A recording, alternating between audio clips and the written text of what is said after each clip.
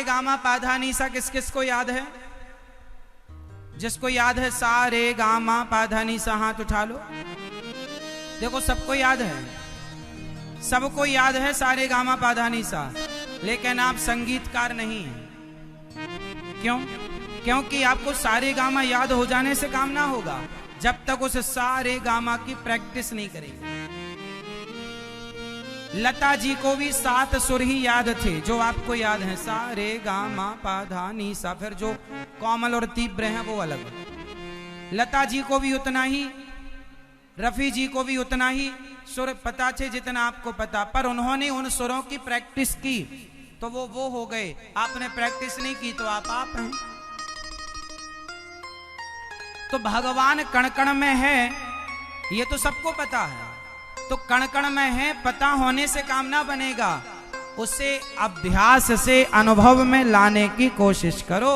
अभ्यास करो कण कण में गोविंद का दर्शन करने का, प्रैक्टिस करो, अभ्यास करो। क्या करेंगे? अभ्यास से सब काम होता है। तो अहम सर्वेषु भूतेषु, अहम सर्वेषु भूतेषु भूतात्मावस्थितः सदा। सब में भगवान है। कपिल भगवान ने मां से कहा, मां, जब ये इंसान मां के पेट में होता है 9 महीने तक बड़ा कष्ट उठाता है। देखिए हमारे शास्त्र कितने, हमारी भागवत जी, हमारे वेद पुराण दर्शन कितने साइंटिफिक हैं। मैया, ओ मेरी माँ, ओ पीछे वाली मैया, कहाँ जा रही हो मेरी माँ? सुन लो, बैठो अपनी जगह पर। हाँ, अब जरा समझिएगा कि श्री कपिल भगवान ने अपनी मां को जो दिव्य ज्ञान दिया है ना, वो ज्ञान ऐसा है कि हमारे शास्त्रों में जो पहले से लिखा था साइंस ने उसी को प्रूव किया है। अब एक छोटा सा मैं साइंस की बात आपको कर लूं जो कि इसमें है, इसलिए मैं करता हूं। अच्छा बताओ, जब स्त्री गर्भवती होती है तो कितने महीने में यह पता लगाया जा सकता है कि बेटा है कि बेटी? आप बताओ, बताओ। नहीं पता? अरे चलो माताओं से पूछ लेते हैं। ये देखो हमारी माताओं को पता है। शादी हो गई आपकी?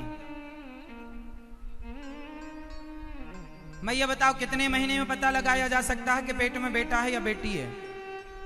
डॉक्टर लोग कितने महीने में बताते हैं? 3 महीना।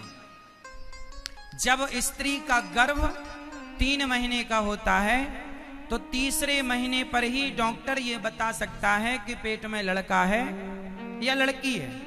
ये लिंग परीक्षण अब तो बंद हो गया, लेकिन जब चालू था तो तीसरे महीने ही पता लगाया जा सकता।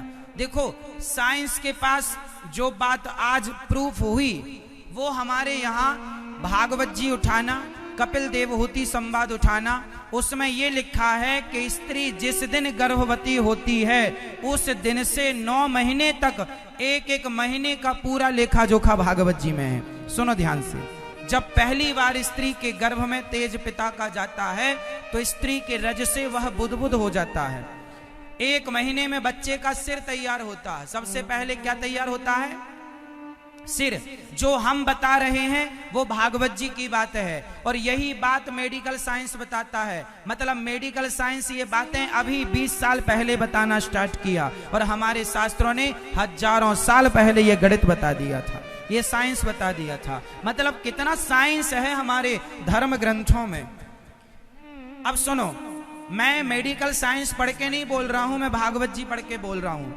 1 महीने में बच्चे का सिर तैयार होता है, दूसरे महीने में बच्चे के हाथ और पांव तैयार होते हैं, तीसरे महीने में बच्चे का लिंग स्त्री और पुरुष के चिन्ह उत्पन्न होते हैं, चौथे महीना लगते ही बच्चों की सप्त धातु तैयार हो जाती है, 5वें महीने में लगते ही बच्चे को भूख और प्यास लगने लग जाती है, 5वें महीने से बच्चे को भूख और प्यास लगना स्टार्ट होती है। 6वें महीने से बच्चे माँ के दाएं से लेकर बाएं कोख में खिसकना शुरू कर देता है। इसलिए जब 6 महीने का गर्भ होता है तो माँ को महसूस होता है कभी इस तरफ कभी इस तरफ। और 7 महीना लगते ही 7वां महीना 6ठे महीने से ही वो भगवान की स्तुति करता है, हे प्रभु मैं बड़ा कष्ट पा रहा हूँ, इतनी सी जगह होती है माँ के पेट में, इतनी सी जगह में आप और हम उल्टा लटके रहते हैं ऐसे हाथ पांव ऊपर करके।